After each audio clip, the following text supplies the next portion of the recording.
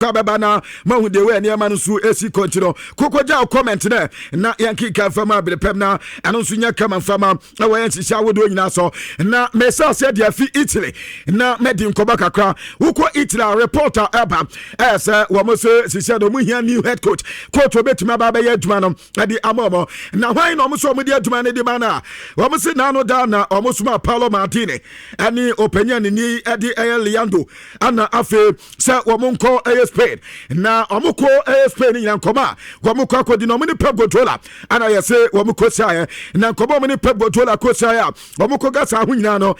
kwa on befa so a Womadi the Azuis of Italy, ebetumi dia mo pen no. Kwabra yase project na omede koye no. Wabotoma Pep Guardiola wi no. Am say Italy for no nyagide sa Pep Guardiola very likely so betumi ade atum na yase Guardiola awani am be obe expect from Italy for no. Say the Italians ritumi ade a ene adwuma no betumi ade emu ba ko yase one yase opese okacho mo say adwuma no wobeje a omo flexibility emom no ompese tena Italy mpiadodo na opesa watena aya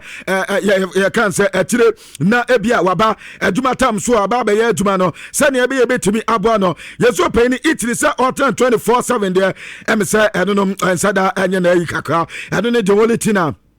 Yes, opinion so so betime any one no ebeko agreement na omo so ntiase na ye adwuma se santiase ne ye adwuma dia kwabna ebia the possibility se Pep Guardiola ebetuma ba beji adwuma no e Italy no eno so o mema revise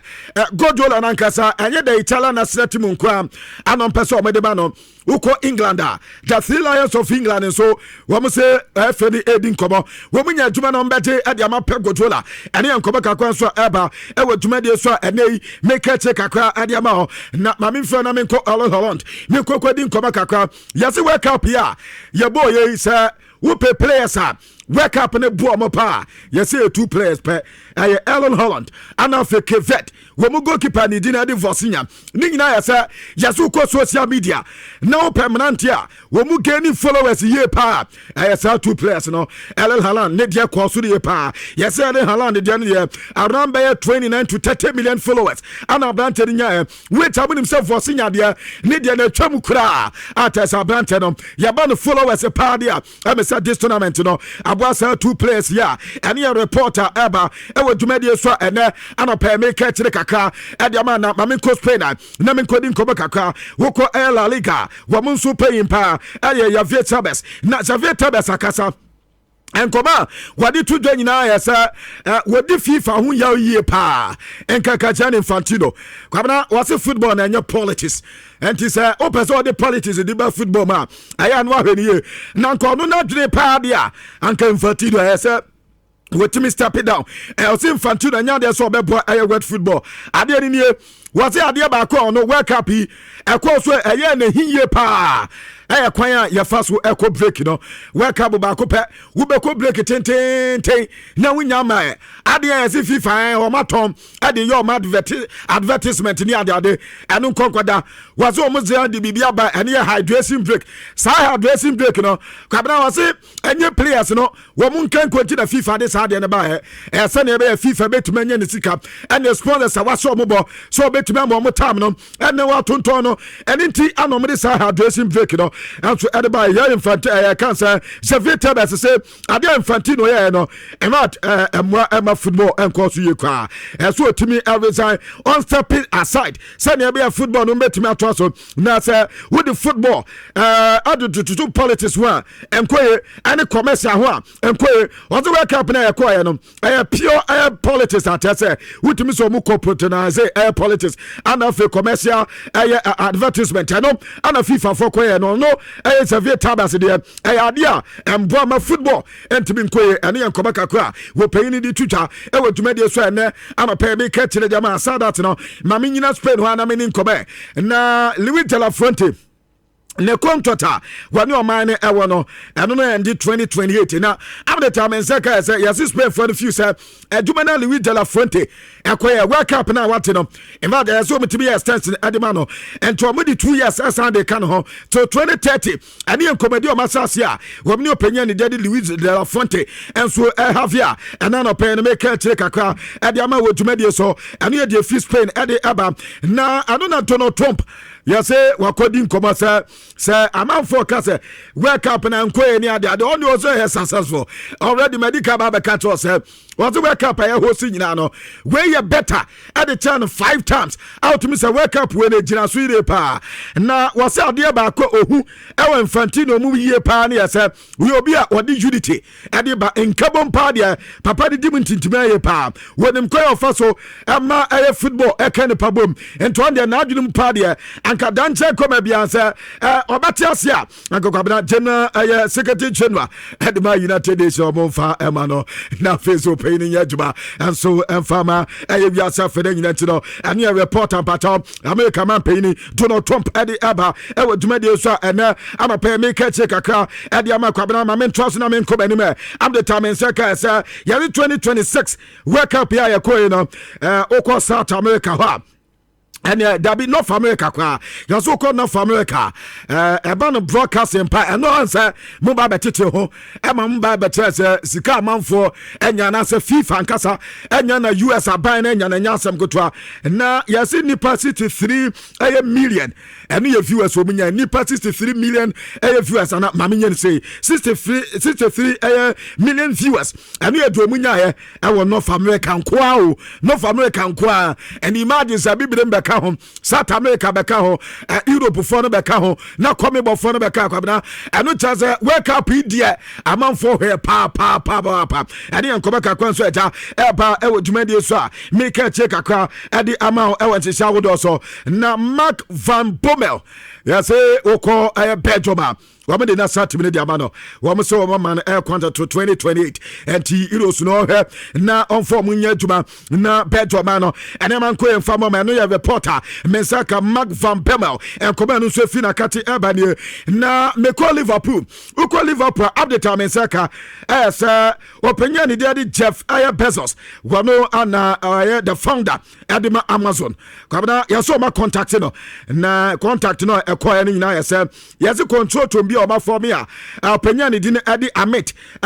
batia edano no kwabna yaso ma coach Bezos was woman no mun kambom no mun konkoto stake e we Liverpool bobo kodum and the new owners just Liverpool for eba benya Jeff Bezos nti we dey sika buburujo ana just say kobase eba so sadia Liverpool team nso eba benya ene ya report kakwan so eba e wodwumadi so ene anope mi ketire ediama now mamini nkoba kakwa na ya say wofa the most goals involvement ene ya assist any goals 2025 and 2026 ekamboma all the club and country edi China answer World Cup ni wie ni nya season proper kabra wamu tase Hurricane ekwa 81 goals 2025-2026 season. Anna Mbappe, Enya 71 goals involvement. Anna for Erling Haaland, Enya 69 goals involvement. Michael Olise, Enya 61 goals involvement. Anna for Luis Diaz, Enya 52 goals involvement. Me bato any goals in assist. Players in Enya 2025-2026 season. A complete one. Bato afe ban the top 5. Major leagues in Israel. Kwabna whoop the most assist. And also Woma has Michael Olise. And Dinkai, and no 36 assist now Bantan Anna for Bruno Fernandes 25 Julian Ryan and so 25 Anna for Luis Diaz 23 Dabi Julian Ryan and so 23 Anna Luis Diaz 23 Dimarco and so the 21 and Tiway players are over full season now Wamonso club and country assist Wamonso etimi Anna and Anna pay make it to the Diabao now Gabana with himself to Fato Isaku ewa de bi o Premier League ma wo bia ni bi yes wo fa 2025-2026 season ni na player or yes successful take ons Brantedom 115 ana Abdul Fattah we sa akoye and to bata akoda no onye better so akoda no ye good se pass take ons yenye take ons ayi Bruno mu player ye good ni ade but yes Abdul Fattah we sa ako ana teso oye the only player at teso for England the top four ties now 2025-2026 season of Banteno ana teso no so top here and no reporter eba e wo dwumade so na no pay me katire edema na Xavi Simons so akasa na Xavi Simons akasa no ne ma me say wo no na yem friend Xavi na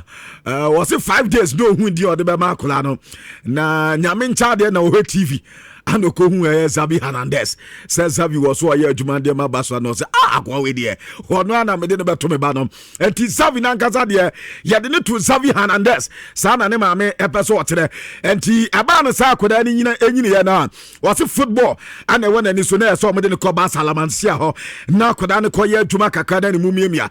ni mumia ewie ya Barca for to many akodanso woko ade okoye woko PSG eni ade hunsam ne ba be data na akodanse ade ba ko a Barca amwa no kura wo Barcelona no kwabro se Barca obenya bibia be kwaya Barca for be chewo kwaya faso eye famous a wo be faso aye juba se Barca for ntere la ma se Barcelona wo mo ntere so be famous ya kwabro unyo obi a be ma atenate na because was the time wo pie na as obia eni yes akoda bi wo Barcelona Xavi Simons when him board the ball kwabro se na ne ho tete no because baby obefa bia obi apeso so mu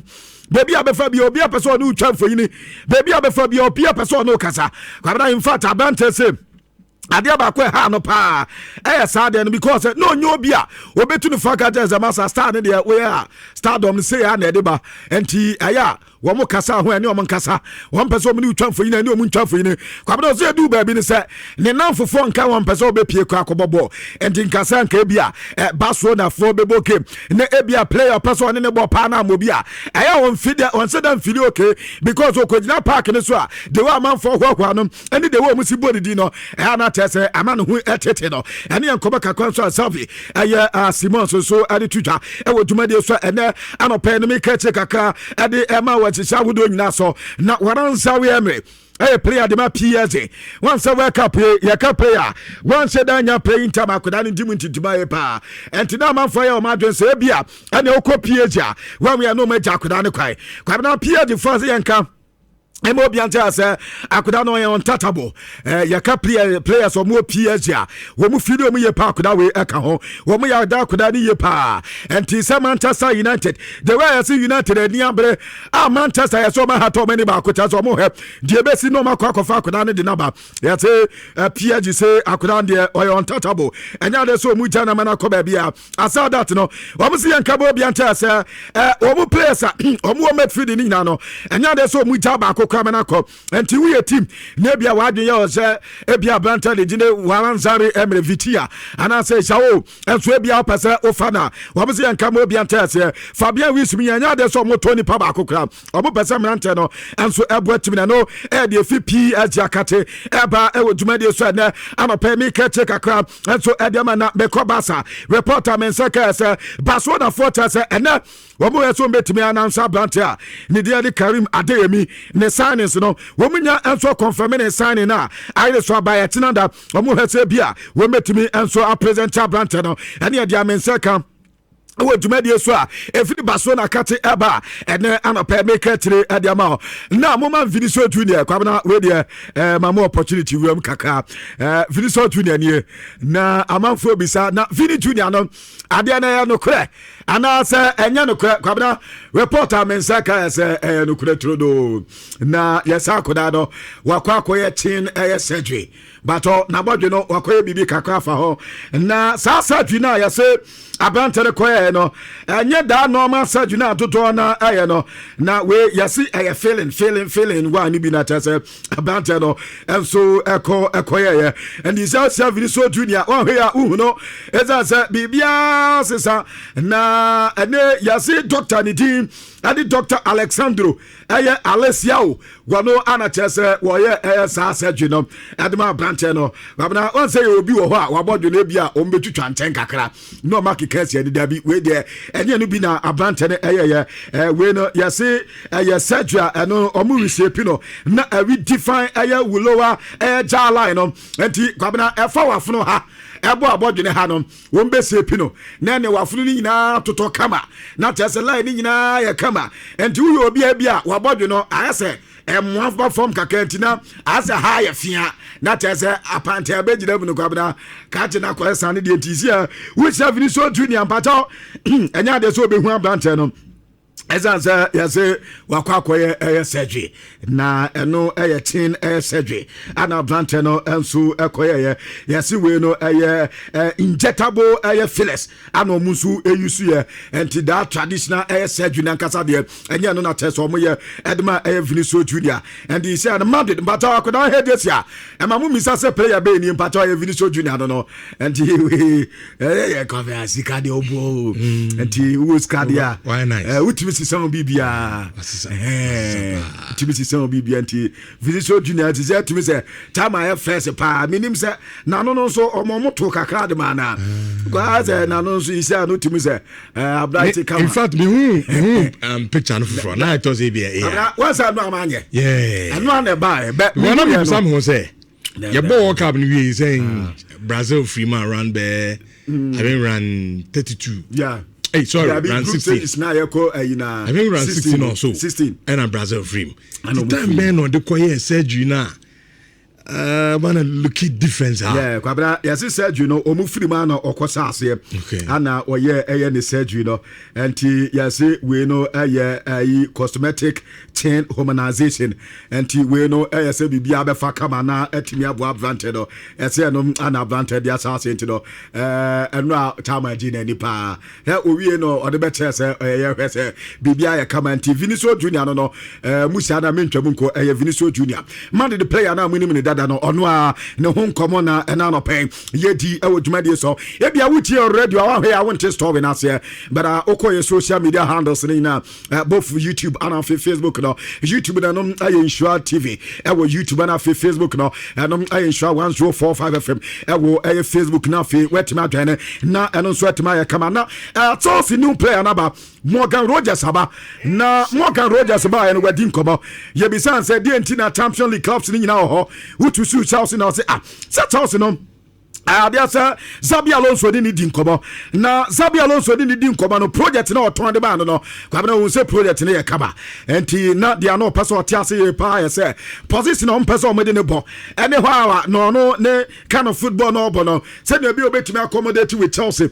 players no na Xabi Alonso ni di nkomo no kwabena o train sampa project na ye kaba what train position ene kwan obefa so abono e wetim no what say na mani nyina no consider who said abi ene Chelsea a fit Edmore no Morgan Rogers and yan come back across Branton and the Twitter ewo dwumade so na wose na nia die pass what join Chelsea team no Chelsea quality players we fit send the quality no so no what the baba kan we na nyina betumi aye kama e di abono eno ye reporter men second year afema meni come back akwa na the chance Morgan Rogers ye bisan say yaso adam fini ko Palmer na Palmer we na di nkoma na and also what the Palmer di nkoma na for the first time ko Palmer tata ni was on the Copama do mudin kobo na yesen na Copama na nsan na Palmer kaka no atate na ho te sen obeba da ben contract no ahwema wie na ubenya ba uba mani bejo uba wo suro ho na no da ba bi e koye no me person ke for kakra was on no we said that be at the end there so ogitum and to one player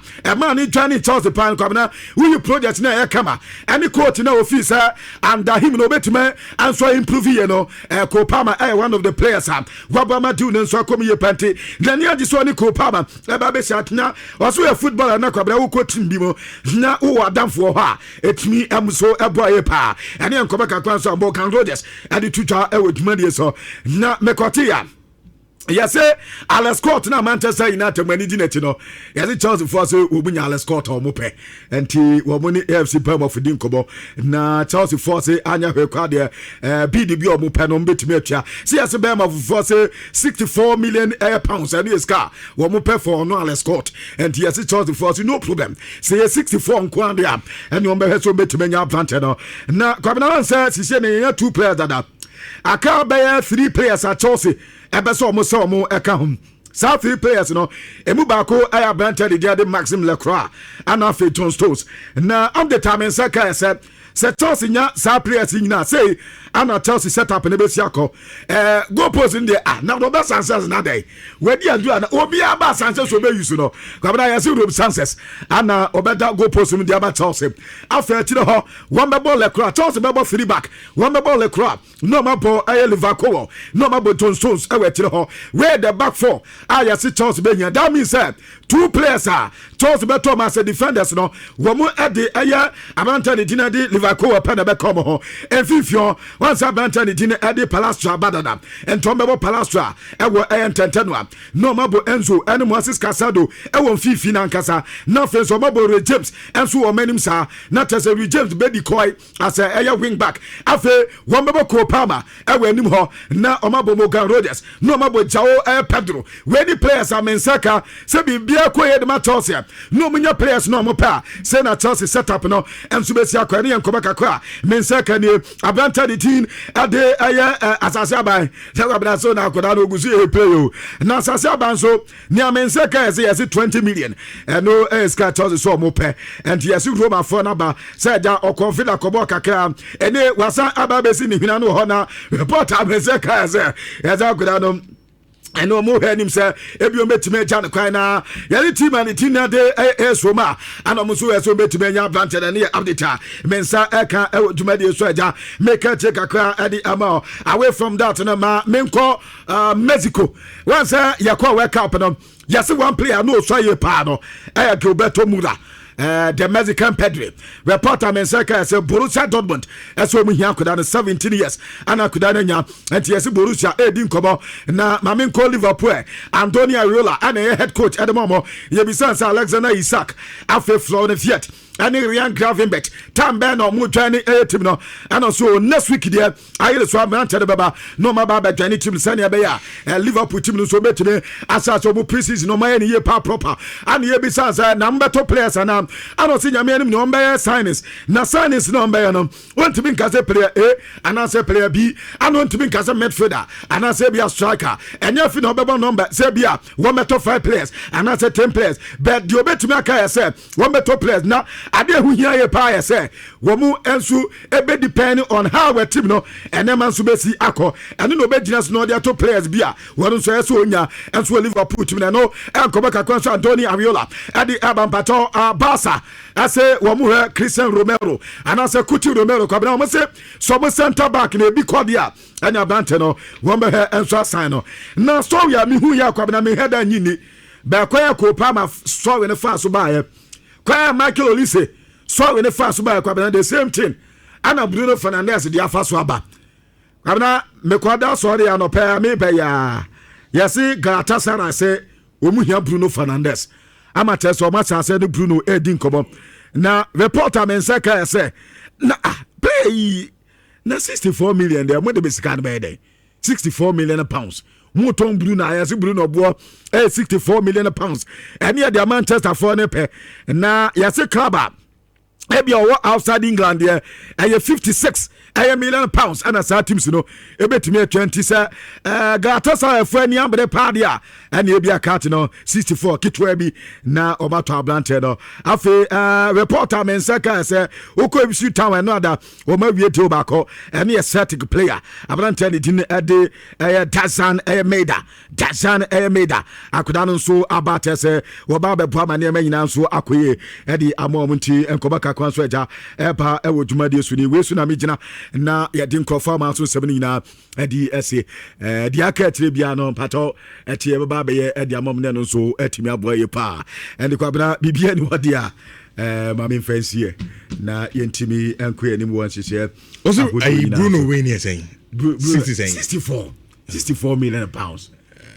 uti price tag na kra da ho na Morgan Rogers cry motor say 117 Morgan Rogers